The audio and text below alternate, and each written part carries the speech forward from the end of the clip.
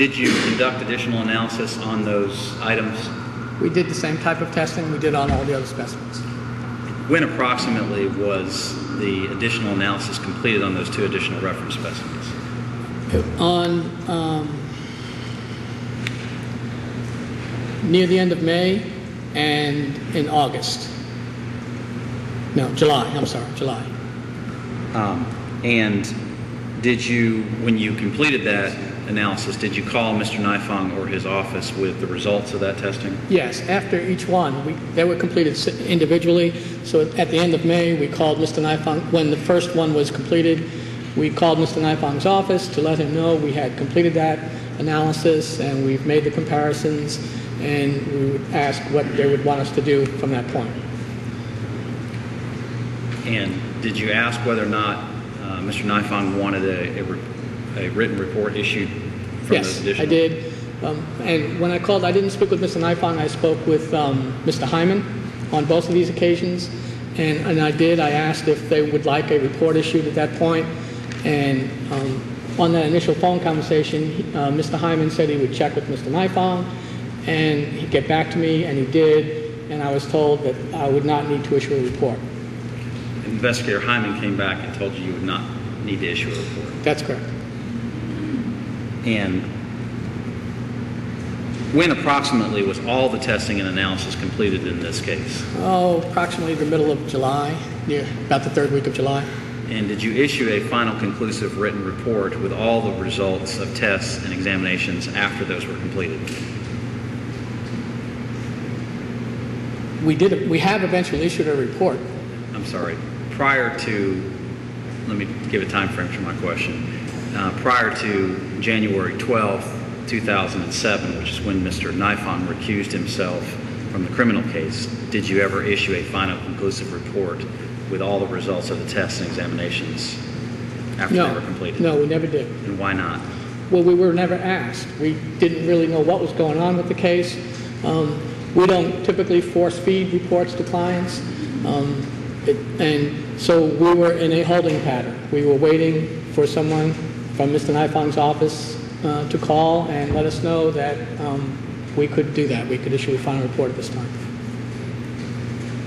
Prior to January 12, 2007, did Mr. Nifong ever request that you provide him a final conclusive written report with all the results of the tests and examinations? No.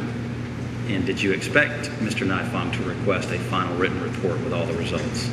Of course we expected that to happen at some time. That's what happened. That's standard. But it wasn't our position to drive the case. When he was ready for the final report, we thought he would let us know.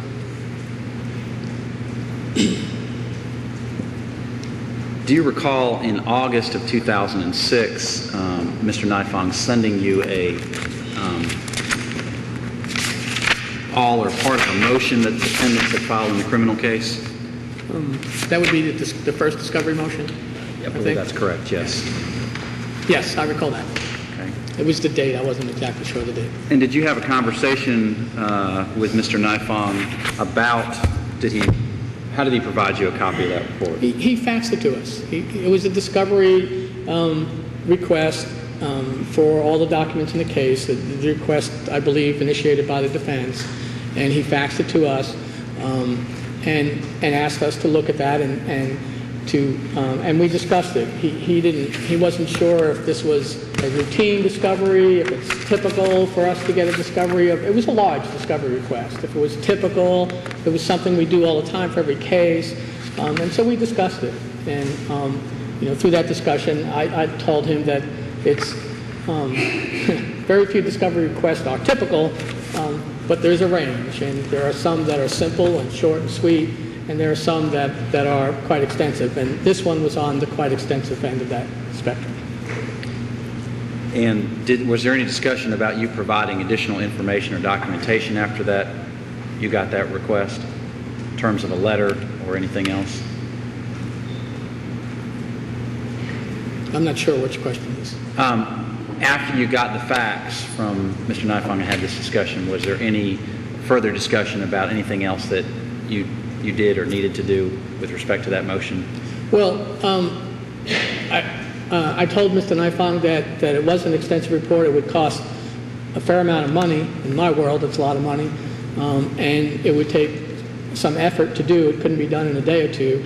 I also cautioned or reminded him to be cautious about releasing the DNA profiles from all the individuals that we tested, only because there's a perceived notion in the world that DNA profiles mean something other than simple identity, and we may not want to make them public to protect, those people. And that's not the first time we had that discussion, though, and he was sensitive to that, and said that he asked me to provide him in writing an estimate of the cost that it would take to produce these documents, the amount of time it would take, and I don't remember exactly if he asked me to include my concerns about the privacy or if I just did that voluntarily, but it was included in that letter that I sent back to him. So you sent a letter back to Mr. Nifong after that discussion?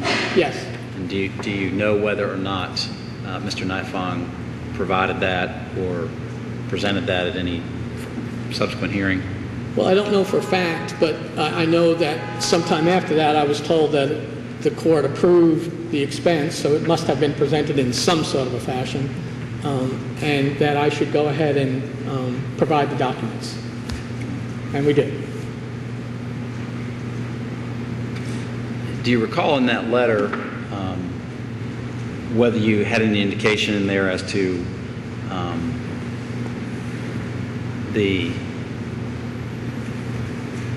whether the report that had been provided on May 12th,